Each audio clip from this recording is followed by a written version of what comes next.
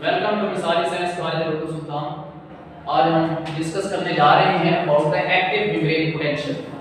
Nervous system का हमारा topic चल रहा है, तो यहाँ पे आज हम एक्टिव मेम्ब्रेन पोटेंशियल के बारे में समझेंगे कि एक्टिव मेम्ब्रेन पोटेंशियल क्या होती है और इसके क्या फैक्टर्स होते हैं, क्या इसमें चेंजेस आती हैं, वो आज हम डिस्कस करने जा रहे हैं। तो सबसे पहले हम इसको डिफाइन करते हैं कि एक्टिव मेम्ब्रेन पोटेंशियल कहते किसे हैं, ये क्या चीज़ है।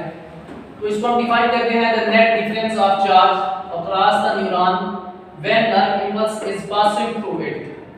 मतलब जब नर्व इंपल्स गुजर रही होती है किसी न्यूरॉन सेल में से, उसके एक्सॉन या डेंड्राइट में से जब वो पास कर रही होती है, तो उस दौरान उसकी मेम्ब्रेन के अक्रॉस जो नेट डिफरेंस ऑफ चार्ज होता है उसे हम एक्टिव मेम्ब्रेन पोटेंशियल कहते हैं during the conduction of nerve impulse. मतलब जब नर्व इंपल्स गुजर रही है तो उसे हम एक्टिव मेम्ब्रेन पोटेंशियल कहेंगे, और जब नर्व इंपल्स नहीं गुजर रही होती तो उस वक्त जो पोटेंशियल होता है उसे हम रेस्टिंग मेम्ब्रेन पोटेंशियल कहते हैं। और पिछले लेक्चर में हम रेस्टिंग मेम्ब्रेन पोटेंशियल के बारे में पढ़ चुके हैं, उसके बारे में सब कुछ हम सीख चुके हैं। तो यहाँ पे हमारे पास किसी भी न्यूरॉन सेल के अंदर जब नर्व इंपल्स को इनिशिएट करना होता है, उसको स्टार्ट करवाना होता है, तो उसके लिए एक स्पेसिफाइड एक पोटेंशियल चाहिए होता है जिसको हम थ्रेशोल्ड पोटेंशियल कहते हैं। इसको हम डिफाइन करते हैं the minimum potential which is required to initiate a nerve impulse। वो कम से कम पोटेंशियल जो कि एक नर्व इंपल्स को इनिशिएट करने के लिए जरूरी होता है, दरकार होता है, उसे हम थ्रेशोल्ड पोटेंशियल कहते हैं। क्योंकि जब जो स्टिमुलस होता है, जब वो सेंसरी न्यूरॉन्स के साथ आके टच करता है, उसके साथ आके लगता है सेंसरी न्यूरॉन की एंडिंग से, तो उसके पास एटलीस्ट इतना पोटेंशियल होना चाहिए कि वो सेंसरी न्यूरॉन सेल के अंदर, उसके डेंड्राइट के अंदर वो नर्व इंपल्स को जनरेट करवा सके। क्योंकि हम जानते हैं कि बहुत ज्यादा हमारी बॉडी के ऊपर जर्म्स वगैरह, माइक्रोब्स वगैरह प्रेजेंट हैं, लेकिन हमारी जो बॉडी है उनको रिस्पॉन्ड नहीं कर रही है क्योंकि उनके पास इतना पोटेंशियल ही नहीं है कि वो नर्व इंपल्स जनरेट करवा सके। लिहाजा हम उन माइक्रोब्स की प्रेजेंस को आइडेंटिफाई और उनको डिटेक्ट नहीं कर सकते। लेकिन जब किसी गर्म चीज के साथ या किसी भी हार्ड ऑब्जेक्ट के साथ हमारी बॉडी टच करती है, हमारी फिंगर टच करती है, तो फौरी तौर पे हमें पता चल जाता है। क्योंकि जब हम किसी हार्ड ऑब्जेक्ट को टच करते हैं तो उस दौरान जो सेंसरी न्यूरॉन का डेंड्राइट होती है उसके अंदर ये नर्व इंपल्स प्रोड्यूस हो जाती है। क्योंकि जब एक हार्ड ऑब्जेक्ट को हम टच करेंगे तो उसके पास इतना पोटेंशियल है, उसके पास इतना थ्रेशोल्ड पोटेंशियल है कि वो नर्व इंपल्स को जनरेट करवा सकती है। अब यहाँ पे हम देखते हैं कि जब एक नर्व इंपल्स पैदा हो जाती है और वो कंडक्ट करती है अलोंग द न्यूरॉन सेल की मेम्ब्रेन के अंदर से वो गुजर के जा रही है, तो लेट्स सी कि उसमें दौरान कौन-कौन सी चेंजेस आती हैं और वो कौन से फैक्टर्स होते हैं जो कि उसमें वकूफ पजीर हो रहे हैं। तो सबसे पहले हमारे पास आते हैं कि सोडियम एंड पोटेशियम गेट्स। हमारे पास जो न्यूरॉन की सेल मेम्ब्रेन होती है, अगर हम उस न्यूरॉन की सेल मेम्ब्रेन को ऑब्जर्व करें तो यहाँ पे हमारे पास ये मैंने एक न्यूरॉन की सेल मेम्ब्रेन बनाई है, उसके अंदर उसकी मेम्ब्रेन के अंदर जो चीजें प्रेजेंट होती हैं वो यहाँ पे आपको शो की गई है। जिसमें हमारे पास ये जो फर्स्ट आप देख रहे हैं, ये हमारे पास एक सोडियम गेट है, इसको हम लेबलाइज करेंगे, this is a sodium gate. ये हमारे पास सोडियम गेट है और यहाँ पे इस गेट की मदद से जो सोडियम आयंस हैं वो बाहर से अंदर की तरफ रश करेंगे ड्यूरिंग एक्टिव मेम्ब्रेन पोटेंशियल में। क्योंकि नार्वी तौर पे जब रेस्टिंग मेम्ब्रेन पोटेंशियल होता है तो रेस्टिंग मेम्ब्रेन पोटेंशियल के वक्त जो आउटर सरफेस होती है न्यूरॉन सेल की, वहां पे सोडियम आयंस ज्यादा कंसंट्रेटेड होते हैं और इधर साइड पे पोटेशियम आयंस ज्यादा कंसंट्रेटेड होते हैं। दूसरी साइड पे यहाँ पे मैंने ये पोटेशियम गेट बनाया हुआ है और अब यहाँ पे आप इसमें डिफरेंस नोट कर सकते हैं कि ये जो हमारे पास सोडियम गेट है ये बिल्कुल बंद है, क्लोज हुआ है गेट, लेकिन जो पोटेशियम का गेट है उसमें कार्बन से थोड़ा सा सुराख है, उसमें कोर है। तो हमने कल ये बात पढ़ी थी रेस्टिंग मेम्ब्रेन पोटेंशियल में कि जो न्यूरॉन की सेल मेम्ब्रेन होती है that is slightly permeable for the potassium ions, जिसकी वजह से जो पोटेशियम आयंस होते हैं वो से लीक आउट होते रहते हैं। और यही वो कोर होता है, यही वो सुराख होता है सोडियम गेट के अंदर जहां से वो लीकेज होती रहती है पोटेशियम आयंस की। और इसकी वजह से ड्यूरिंग रेस्टिंग मेम्ब्रेन पोटेंशियल जो इनसाइड होती है वो ज्यादा नेगेटिव हो जाती है एज कंपेयर टू आउटसाइड। अच्छा, अब हम यहाँ पे बात करें कि ये हमारे पास सोडियम गेट है और ये हमारे पास क्या है, this is the potassium gate है। और इसके साथ यहाँ पे मैंने ये एक स्टार शेप स्ट्रक्चर बनाई है, ये एक्चुअली हमारे पास this is the sodium potassium ATPase pump, इसको हम कहेंगे सोडियम पोटेशियम एटीपीएस पंप। ये सोडियम पोटेशियम ATPase पंप है जो कि रेस्टिंग मेम्ब्रेन पोटेंशियल के दौरान सोडियम आयंस को इनसाइड से आउटवर्ड डायरेक्शन में against the respective concentration gradient move करवाता है बाय यूजिंग ATP एनर्जी, और पोटेशियम आयंस को बाहर से अंदर की तरफ लेके आना। लेकिन अब यहाँ पे जब एक्टिव मेम्ब्रेन पोटेंशियल इनिशिएट होता है, जब स्टार्ट होता है, नर्व इम्पल्स मूव करना स्टार्ट करती है एक न्यूरॉन सेल के अंदर, तो उस दौरान क्या होता है कि हमारे पास जो सोडियम गेट्स होती हैं ये ओपन हो जाती है। एक्चुअली यहाँ पे हमारे पास इस डायग्राम को अगर आप ऑब्जर्व करें तो इसके अंदर जो नॉर्मली हमने कल देखा था कि रेस्टिंग मेम्ब्रेन पोटेंशियल होता है वो 70 मिलीवोल्ट होता है। अगर हम वोल्टमीटर की मदद से चेक करते हैं कि एक जो रेस्टिंग मेम्ब्रेन पोटेंशियल है उसकी वैल्यू क्या आती है, वो हमारे पास -70 मिलीवोल्ट होती है, मतलब इनसाइड नेगेटिव होती है, आउटसाइड उसके पास तो -70 millivolt this is the quantity amount of the resting membrane potential. लेकिन जब उसके साथ आपके पोटेंशियल या कोई आपके स्टिमुलस न्यूरॉन के सेल मेम्ब्रेन के साथ उसकी डेंड्राइट के साथ टच करता है और न्यूरॉन की सेल मेम्ब्रेन उसको डिटेक्ट करती है, तो इस दौरान इसका जो पोटेंशियल होता है ये बढ़ने लग जाता है और ये -70 मिलीवोल्ट से कहां तक चला जाता है -50 मिलीवोल्ट तक। और जैसे ही ये -50 मिलीवोल्ट के पास पहुंचता है, यहां तक इसका वोल्ट होता है, तो उसके साथ ही क्या होता है कि जो सोडियम गेट्स होते हैं वो ओपन हो जाते हैं। जब कोई हार्ड ऑब्जेक्ट, कोई भी चीज, कोई भी स्टिमुलस जब हमारी न्यूरॉन की सेल मेम्ब्रेन के साथ आके टच करता है तो एटलीस्ट उसके पास इतना पोटेंशियल होना चाहिए कि वो इस रेस्टिंग मेम्ब्रेन पोटेंशियल को बढ़ा के कहां तक ले जाए, -50 मिलीवोल्ट तक ले जाए। जब ये -50 मिलीवोल्ट जैसे ही पहुंचता है तो उसके साथ ही जो सोडियम गेट्स होते हैं ये वाले गेट्स ही ओपन हो जाए, और जैसे ही ये ओपन होते हैं तो इससे क्या होता है, जो सोडियम आयंस होते हैं यहां बाहर वाली साइड पे इसके प्रेजेंट होते हैं, they rush inward of the neuron cell, वो अंदर की तरफ दौड़े चले आते हैं इन लार्ज क्वांटिटी, और काफी ज्यादा मिकदार में जब ये इनसाइड चले आएंगे।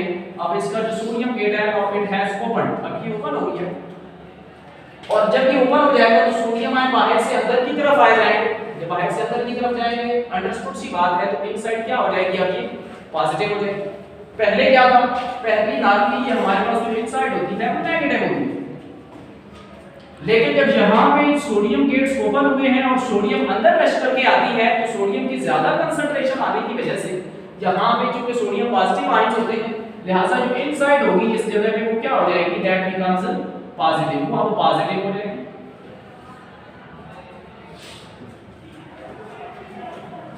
अब ये कब तक ये गेट्स खुले रहते हैं, sodium gates open only for 0.5 millisecond. एक सेकंड का जो हजारवां हिस्सा होता है वो 1 मिलीसेकंड के बराबर होता है, और उस हजारवें हिस्से के भी 0.5 मतलब 0.5 मिलीसेकंड के लिए ये सोडियम गेट्स ओपन होते हैं और सोडियम आयंस बाहर से अंदर रश करती हैं, इनसाइड पॉजिटिव हो जाती है, और इस स्टेज को हम कहते हैं डीपोलराइजेशन।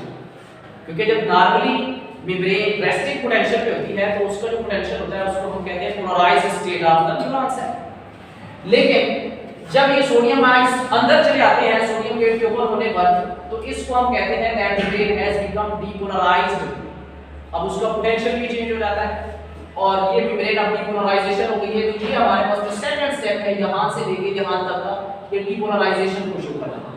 तो इस स्टेज के दौरान, इस फेज में, सेकंड फेज के अंदर एक्चुअली जो सोडियम गेट्स होते हैं वो बंद होते हैं और सोडियम बाहर से अंदर की तरफ आ रहे होते हैं। और यहां तक जब ये कब तक ओपन रहते हैं, जब पोटेंशियल प्लस 35 मिलीवोल्ट तक पहुंचता है। जैसे ही पोटेंशियल मेम्ब्रेन का प्लस 35 मिलीवोल्ट तक पहुंचता है तो जो सोडियम गेट्स होते हैं ये बंद हो जाते हैं। When the potential reaches up to plus 35 millivolts, the sodium gates are closed and then potassium gates are opened. तो जैसे ही सोडियम गेट बंद होते हैं उसके साथ ही जो पोटेशियम गेट्स होते हैं वो ओपन हो जाते हैं। अब जब पोटेशियम गेट्स ओपन होंगे तो वो क्या करेंगे, अब पोटेशियम गेट्स जब भी ओपन होगा तो यहां से potassium ions these will rush outwards. अब पोटेशियम आयंस यहां से बाहर की तरफ रश करेंगे और जब पोटेशियम आयंस यहां से बाहर निकल जाएंगे तो क्या होगा, जब पोटेशियम आयंस बाहर निकलेंगे तो इनसाइड नेगेटिव हो जाएगी, आउटसाइड पॉजिटिव हो जाएगी। जितने आयंस सोडियम के बाहर से अंदर आए थे और उन्होंने इनसाइड को पॉजिटिव कर दिया था, अब उतनी ही क्वांटिटी में जो पोटेशियम आयंस होते हैं वो अंदर से बाहर चले जाएंगे। जब पोटेशियम आयंस बाहर चले जाएंगे तो इनसाइड क्या हो जाएगी, वंस अगेन नेगेटिव हो जाएगी। और ये वाली जो फेज होती है, ये हमारे पास फोर्थ फेज है, और इस फेज के दौरान, इस फेज को हम कहते हैं रिपोलराइजेशन ऑफ द मेम्ब्रेन। इसके दौरान वंस अगेन जो मेम्ब्रेन है वो रिपोलराइज हो जाती है, मतलब वो अब दोबारा से पोलराइजेशन की तरफ जा रही है। तो यहां से हमारे पास इस फेज के दौरान जो पोटेशियम गेट्स हैं वो ओपन है, सोडियम गेट्स क्लोज है, और पोटेशियम आयंस अंदर से बाहर की तरफ जा रही है। तो इस फेज के दौरान हमारे पास जो ये साइड है वंस अगेन वो क्या हो जाएगी, जैसे कि इसका पोटेंशियल अब यहां पे डिक्रीज कर रहा है और ये नेगेटिव हो जाएगी वंस अगेन। और ये एक स्टेज इसकी ऐसी भी आती है जिसको हाइपर पोलराइजेशन कहते हैं, मतलब ये बहुत ज्यादा पोलराइज हो जाती है, और इसका जो पोटेंशियल होता है जो कि नॉर्मली रेस्टिंग पोटेंशियल -70 मिलीवोल्ट होता है, ये -70 से भी नीचे चला जाता है ये पोटेंशियल। और ये वो छोटा सा पीरियड होता है जिसको हम रिकवरी पीरियड कहते हैं। ये एक्चुअली वो पीरियड होता है जिस दौरान जो सेल की न्यूरॉन सेल मेम्ब्रेन होती है, जो न्यूरॉन सेल होता है वो कोई भी नर्व इम्पल्स कंडक्ट नहीं कर सकती, तो इसको हम रिकवरी पीरियड कहते हैं। और इस रिकवरी पीरियड के दौरान वंस अगेन जो हमारे पास ये सोडियम और पोटेशियम एटीपीएस पंप होते हैं, ये रन करता है, ये चलता रहता है, और इसके अंदर कोई स्टॉपेज नहीं है, ये कंटीन्यूअसली चल रहा है। तो ये जो सोडियम पोटेशियम एटीपीएस पंप है ये वंस अगेन इनकी क्वांटिटी को इक्वलाइज कर देगा according to the resting membrane potential, उसके लेवल के मुताबिक, और इसका पोटेंशियल फिर जो पहले मैंने 90 या मैंने 95 मिलीवोल्ट तक चला गया है, बिलो द रेस्टिंग पोटेंशियल से भी नीचे चला गया है, तो इसको वंस अगेन ये किस पे लेके आएगा, रेस्टिंग मेम्ब्रेन पोटेंशियल। मतलब ये वाली लाइन और ये वाली लाइन बिल्कुल एक दूसरे के पैरेलल है, आमने सामने। ये वाली लाइन आपको मैंने 70 मिलीवोल्ट रिप्रेजेंट कर रही है, लेकिन ये जो नीचे वाला एक छोटा सा ग्राफ बन चुका है, ये वाली जो स्टेज है इसके हाइपरपोलराइजेशन है, और यही इसका रिकवरी पीरियड है, क्योंकि इस फेज में neuron cell is not able to conduct the impulse, क्योंकि उसका पोटेंशियल बहुत लो हो चुका है। जी, तो लेट्स कम टू हियर। तो हमारे पास जो पहला फैक्टर है एक्टिव मेम्ब्रेन पोटेंशियल में, सोडियम गेट्स को ओपन होना है, रिपोलराइजेशन काज करते हैं, फिर पोटेशियम गेट्स को ओपन होना है 0.5 मिलीसेकंड के लिए, रिपोलराइजेशन काज करते हैं, और इसी प्रोसेस में क्या होता है जो मेम्ब्रेन के चार्जेस होते हैं वो रिवर्स हो जाते हैं। तो नॉर्मल रेस्टिंग मेम्ब्रेन पोटेंशियल में इनसाइड नेगेटिव होती है, लेकिन जब जहां पे सोडियम गेट ओपन होते हैं, सोडियम अंदर आते हैं, तो वो चार्जेस रिवर्स हो जाते हैं, इनसाइड पॉजिटिव हो जाती है और आउटर साइड नेगेटिव हो जाती है। तीसरा हमारे पास इसमें जो है यहां पे point that is the conduction of nerve impulse. Active brain potential के दौरान जो नर्व इम्पल्स होती है वो न्यूरॉन सेल में से पास कर रही होती है, उसमें से गुजर रही होती है, और नर्व इम्पल्स क्या है, वेव ऑफ इलेक्ट्रोकेमिकल चेंजेस, मतलब न्यूरॉन की मेम्ब्रेन के अक्रॉस इलेक्ट्रिक चेंजेस आ रही होती है, that is the movement of ions across the cell membrane. जो आयंस है वो सेल के अंदर और बाहर की ओर मूव कर रहे होते हैं। और हमारे पास नंबर 4 पे है इसका मेम्ब्रेन पोटेंशियल। तो जो मैक्सिमम पोटेंशियल रिकॉर्ड किया गया है that is of active membrane potential that is +50 millivolt. तो हमारे पास मैक्सिमम जो पोटेंशियल है +50 मिलीवोल्ट का होता है ड्यूरिंग एक्टिव मेम्ब्रेन पोटेंशियल में, और इसको हम अगर मिलीवोल्ट या वोल्ट में कंसीडर करेंगे तो ये हमारे पास हो जाएगा +0.5 वोल्ट, +0.5 वोल्ट और +50 millivolt. So this is the potential of active brain, and this is all about your active brain potential.